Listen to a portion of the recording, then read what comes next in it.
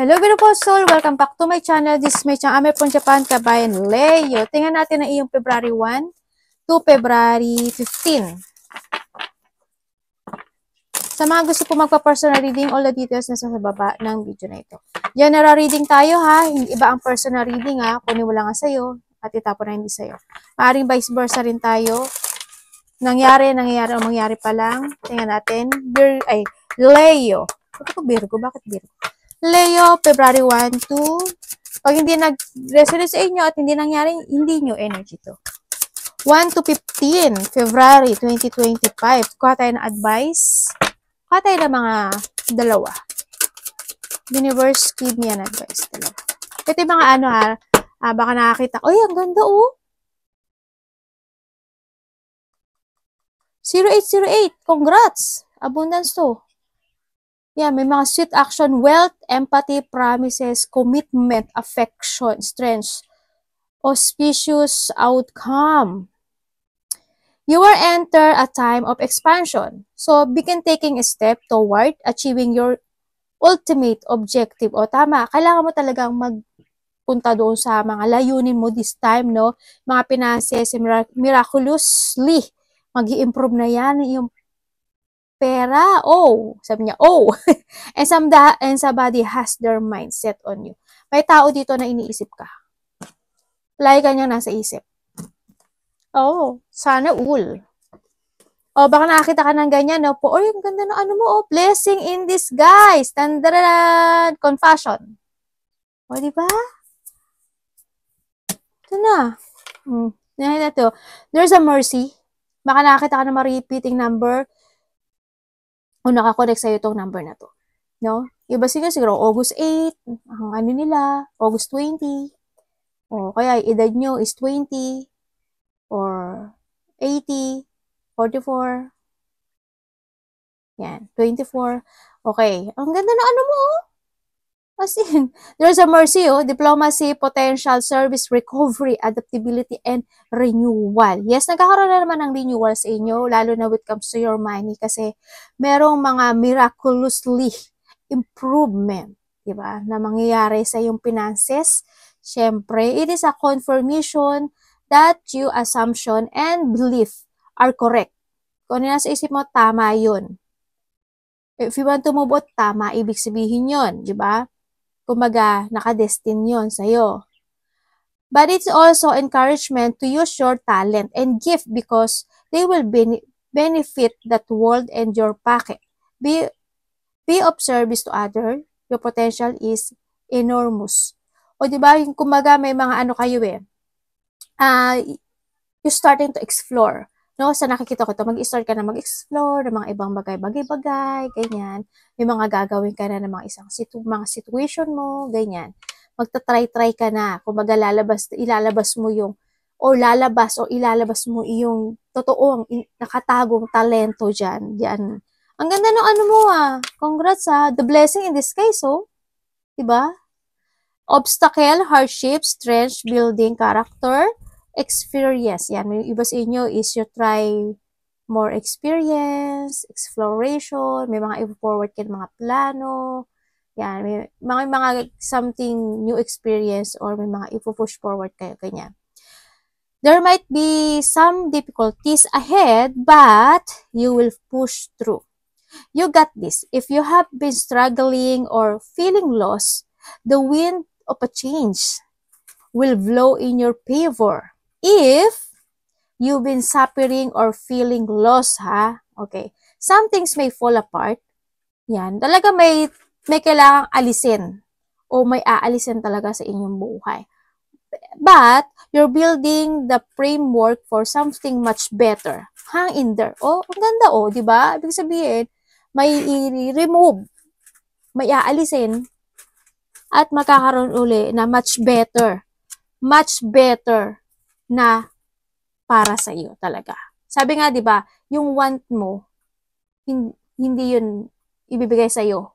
Yung needs mo talaga ang ibibigay sa iyo ng universe. Ang ganda ng ano mo. Tingnan natin, Leo. Congrats. The universe. Thank you, universe. Your blessing ka talaga, no? 'Di ba? Saan ka, tingnan mo. The Wheel of Fortune. The luck is in your side. As in, mag-ano kayo, mag-improve daw yung miraculous improvement ng iyong finances this time. Ano po ang energy ni Leo? February 1 to 15, 2025 universe. Energy mo is ito. Tamo o tuto o. Diba? Ay, sanali lang. Bakit po? Nakapag-desisyon ka na? Ano yun? Ano to? Tingnan natin. The Hierophant. Itabi nga natin to. Medyo mukhang hindi nyo makikita ang ating ano yun. Itabi lang natin yan sa gilid. Yan. O yan, siguro naman kita na, no, ate? Okay. Universe, ano nyo po sa amin? Ano nyo sa akin?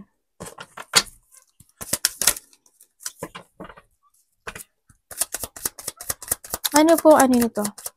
1 to 15 po, universe. Okay.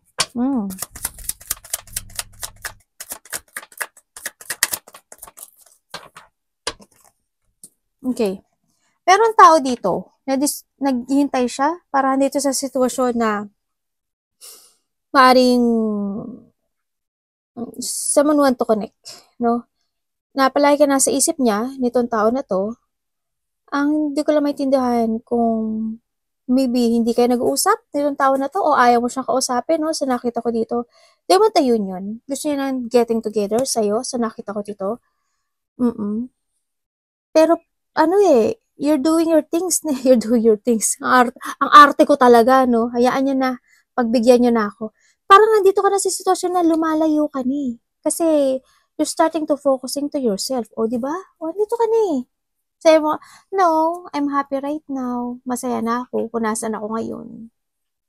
Ganon. Ikaw na rin yung parang dumating ka dun sa point na you give an effort and hard work ngayon sa sarili mo naman. Parang dun ka naman. Sarili ko naman ang bibigyan ko ng halaga, importansya, ganon. Ang nakita ko to. Parang hindi ito ka na sa sitwasyon mo na you are focusing more to growth, more, kontento ka kung being you, no, sa nakita ko to. Iba sa inyo. Ganon. Itong tao na to, or vice versa tayo, itong tao na to, gusto niya na getting together, gusto niya uli ng mahalaga ka raw sa kanya, like niya nasa isip, the illusioning you. Hindi ko alam why, anong ginawa niya sa'yo, pero hindi yung takot na nararamdaman niya sa'yo. Hindi ko alam kung kayo is kasal nito o papakasalan ka ba niya. Parang ganun ang nakikita ko sa kanya. Parang nagkaroon ng promises sa inyong dalawa. Tandaan nyo, palagi tayong vice versa, ha? Maaaring itong tao na to may nagbibigay ng advice sa kanya about sa'yo. If you want to move and to connect dito kay Leo, why not, diba? Sabi niya, pag-isipan mo muna, maigi kung talagang gusto mo getting together. Maaaring may nag-a-advise sa kanya. Maaaring family niya, kaibigan niya, o co-workers niya.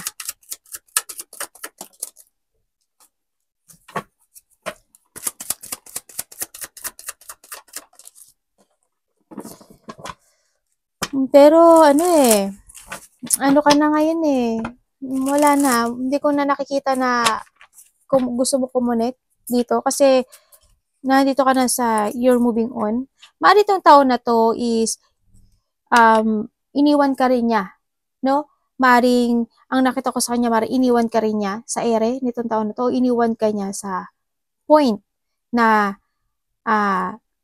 alam mo yung parang sa point na alam mo na para kayong naging stable na tapos biglang umalis. Biglang may nangyari. Ganun ang nakita ko. Kasi ang nakita ko sa kanya hot and cold ang nakikita ko dito sa tao na to. Kaya siguro andito ka na rin sa point na napagod ka na, you want to focus to yourself or vice versa tayo. Sa nakita ko.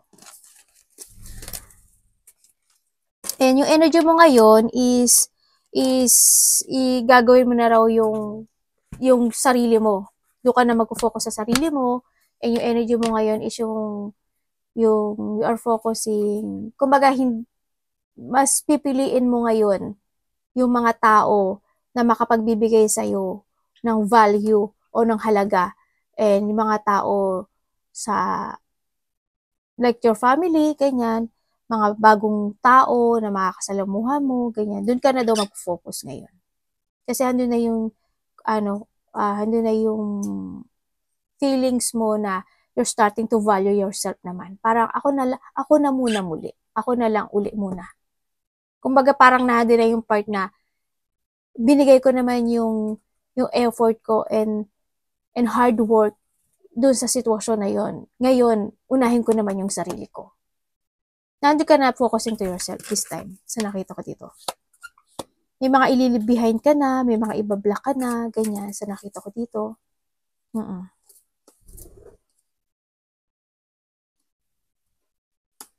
Oo, sometimes may mga emotions, pero hindi maano. Pero kung nakikita ko dito, parang you are moving on. Yun. Ano ang parating kay Leo? Universe, ano pong parating kay Leo? Ano pong parating kay Leo?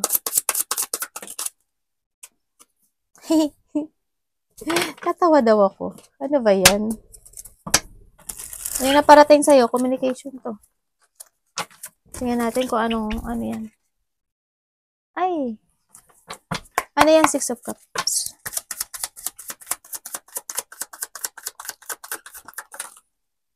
May nakita ko, devil. Mabilis ang ano ko. Ay, hindi siya. Parang biglang, alam mo ba yung gumanin yung baraha? Nakita ko sungay. Ano kaya yun? Siguro itong energy na to, salbahe to. Kasi may nakita talaga ako, hindi nyo naman nakita sa camera. Pero ako nakita ko talaga, sungay. Kaya nga sabi ko, may devil. Itong tao na to, sa tingin ko, masamang tao to. Oo, kasi devil yung nakita ko sa kanya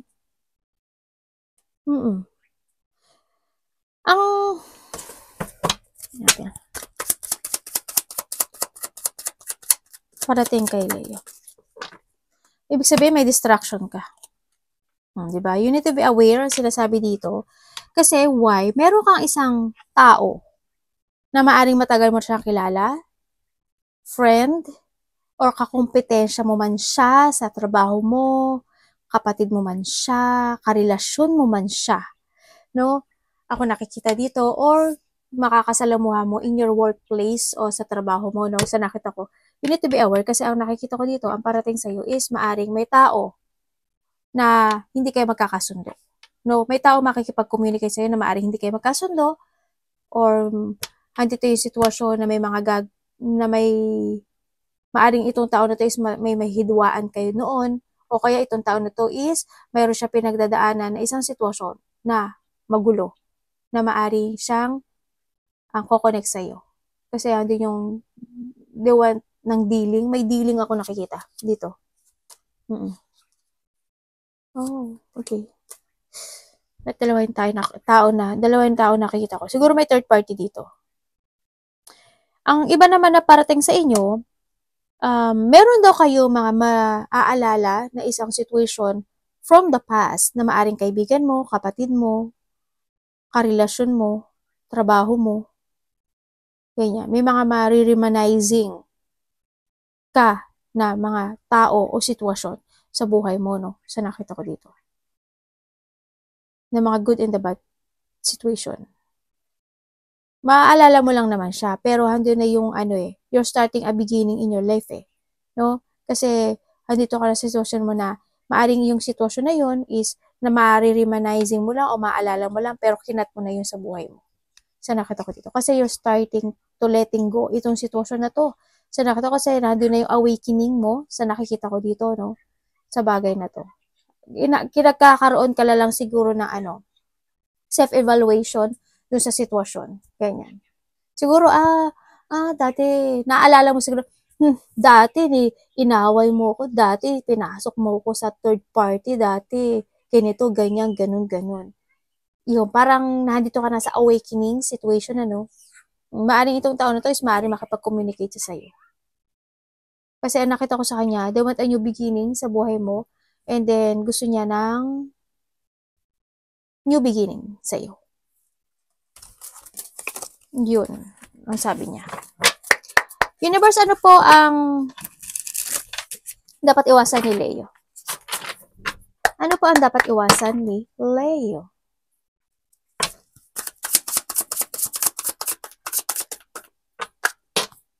Ano po ang dapat iwasan ni Leo? Mag-ingat ka daw sa mga ano mo makaka-dealing mo, makaka-collaboration mo, yung mga taong kukonek sa'yo, mag-ingat ka raw.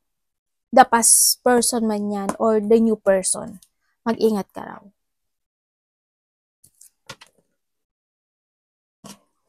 Tingnan natin.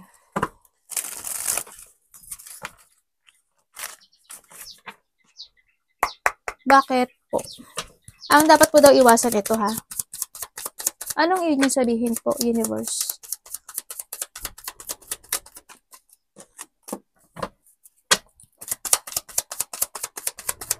Ano ito? Aba? Nalo. Okay, the tower. Okay, iwasan mo daw ang iwasan mo daw, umiwas ka daw sa mga tao na hindi ka pinahalagahan. Na hindi sila nagbigay ng effort o hindi sila nagbigay ng hard work o hindi sila, alam mo yung isang, iwasan mo daw yung mga tao na alam mo yung paulit-ulit na may mga ginagawa sa'yo hindi maganda? Ganun. Iwasan mo daw yun. Ikaw na mismo yung umalis. Ikaw na mismo yung umiwas. Ganyan. Tsaka wag mo daw iisipin na wag kang magkaroon ng self-doubt sa sarili mo na bakit ganun, bakit ganyan, bakit nangyari, anong mali, mga ganun. Hindi daw yun yung reason, no? Kasi tandaan mo, you are the sun. Alam ko na mahal mo yung sarili mo, no? You are the sun and your shine, no? Sa nakikita ko dito. Maraming successful, maraming fulfillment happen, may mga abundance, there's an overflow na mangyayari sa'yo kasi nag-enlighten ka, no? Kaya kung isipin mo na kung hindi ka pinahalagahan, o walang taong, o kung yung mga tao na to na iiwasan mo, hindi ka pinahalagahan, o hindi nila makikita yung iyong potential, umiwas ka na lang daw. Huwag mo isipin na may mali sa'yo. Hindi ka mali doon, no? Kung tutusin, hindi talaga. And then, syempre, umiwas ka daw sa mga tao na hahatakin ka, pabaksak. Alam mo yung sitwasyon na nangyari na nga uli, babalik ka pa. Alam mo yun? Nangyari na nga uli, mauulitin pa. Yung mga ganun. Yun, iwas ka daw doon. Tsaka, syempre, andito yung sitwasyon na yun nga, wag mong ulitin ang nakaraan. Pero nasa sa'yo yun, nasa sa'yo pa rin. It's time to heal. Kailangan ngayon is finish the unfinished. Magkaroon ng mga bagong plano. Kailangan mong hanapin yung sitwasyon na, kasi it's more on focusing ka ngayon sa sarili mo eh. Doon ka mag-focus sa sarili mo ngayon. Doon mo mahalin more ngayon. Mas more kang kumonek sa soul mo, mas more kang kumonek sa sarili mo, mas more mong mahalin ang sarili mo. It's time to recover, ganyan. Iwasan mo daw yun. Iwasan mo rin daw yung yung hindi ka magbigay ng effort sa mga gusto mong gawin this time. Sa nakita ko dito, you need to move on and give an effort, sabi ko.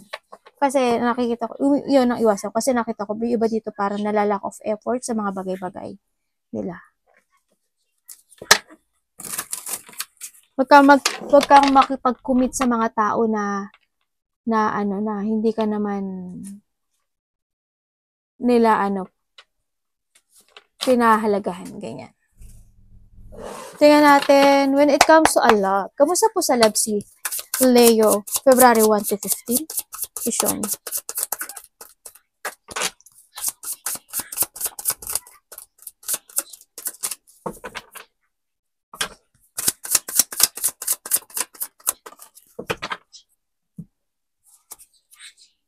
The love is the Queen of Wands. And this is you. Ikaw yan. Diba? Ang ganda ng energy. Ay, anak, gumin. Gumin ne? Gumin ne? Anak. When it comes to a love.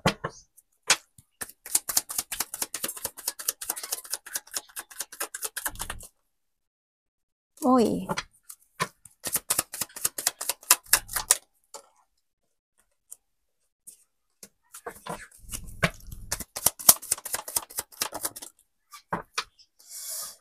Parang hindi ko gusto. Niwawarningan ka ng ano pa. Okay. Sabi dito, when it comes to a love, alam mo, Leo, very attractive person, kumbaga, hindi yung situation na ma-attract mo yung mga nasa paligid mo, no? And then, nakikita ko rin sa'yo na may tao dito na when it comes to a love, may tao na hindi siya nag-iisip eh. Actually, hindi siya nag-iisip. Parang basta na lang siya na kukonek sa'yo na parang they want to recover lang for a 10 of cups. Alam mo yun? Gusto niya lang sa'yo ng Pero hindi siya nag-iisip. Actually, hindi. Hindi niya inisip ano yung purpose niya. Hindi niya inisip kung anong layunin niya, anong objective, bakit. Gusto niya lang magkaroon ng 10 of cups? Gusto niya lang magkaroon ng recovery sa inyong dalawa? Hindi eh. Ang nakita ko, pero sinasabi dito, winawarningan ka na angels mo na it's no. You need to let go the past. It's done. Sabi niya gano'n. And I calling you. Sabi ng angel mo. And I calling you. It's time to awake. You need to learn from the past. No? Sabi dito. Diba, ito na ngayon sabi niya dito na, na winawarningan ka. Kung ano man, anything na na gano'n. Pero when it comes to a love is, be confident. Kasi tandaan mo, napaka-very attractive person mo. Leo. Kumbaga, may nawala, meron pang much better na darating sa'yo. Kamusta po ang kaperahan ni Leo? Vision. 1 to 15. Leo, dito ako kinakabahan sa'yo no? Sa kaperahan. Leo.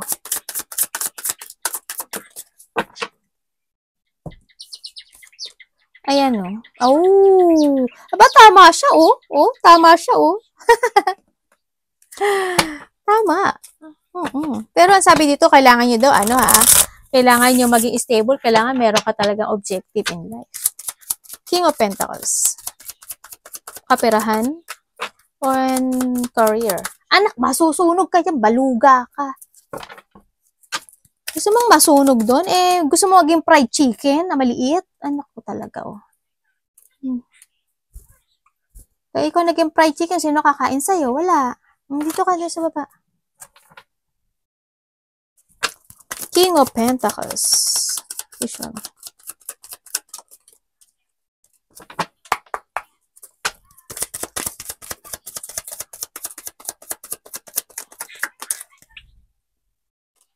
Ba? Lalo. Diba? Panalo. San ka? Oh, the world. Okay, when it comes to money, congratulations, no? Congratulations kasi napaka-magnetic and attractive. Ma-attract mo at mamamagnet mo yung mga opportunity this time, no? Sa nakikita ko dito, yung mga work, opportunity, maraming tao kukonek sa'yo. Iba dito, maraming makakita sa'yo. Ng iyong potential, no? Sa nakita ko dito. As in, may mga, it's more on magnetic at attract mo, magnet and attract. May mga achievement, fulfillment, yung mga minamanifest mo noon, and yung mga dinidesire mo, yan. So, nakita ko maraming kukonek sa'yo, maraming trabaho. Maraming trabaho. Yan, magkakaroon talaga ng development when it comes to ayo. Talagang miraculously improve ang iyong finances this time kasi yung magneting and you will become stable sa pera mo this time. Congrats. Pero tandaan mo, if you give out hard work and effort, kasi yung mga sitwasyon na to, is bubugso kasi sa'yo yung blessing. Kung marunong kang humawak, syempre, di ba? Kung marunong kang maghahawak and you try to make it balance, itong iyong financial or pera na meron ka, You will be successful. Promise. Trust me. Trust me. Parang pinipilit ko kayong maniwala. Bahala kayo sa buhay nyo kung gusto nyo maniwala. Pero tandaan nyo, pag wala kayong kilos, ay naku po, bahala kayo. No? Sa mga masisipag lang to, kung you try your hard work and effort, no? Tingnan natin. Iba dito, nagja-jungling sa pere. Tingnan natin ang universe, ano po ang advice mo kay Leo? Ang ganda ng card mo. Promise. Tingnan mo to ha. O yan. 08084444. Diba? 88 din yan. O. Diba?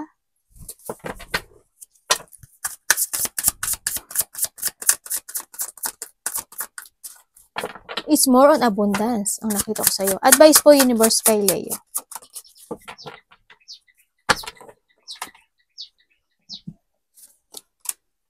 Oh! Tingnan natin. May gusto siyang sabihin sa'yo. Si universe. Universe, bakit po pinakita niyo sa amin to? Sa akin ito. Sa amin.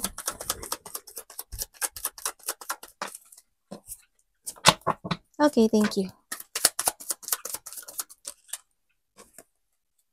Thank you po.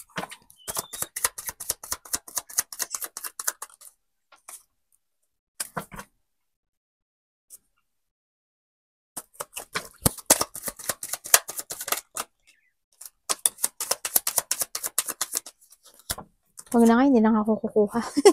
Ayaw na bumaksak eh, okay. Okay, so nakita ko sa'yo, ang advice na sa'yo.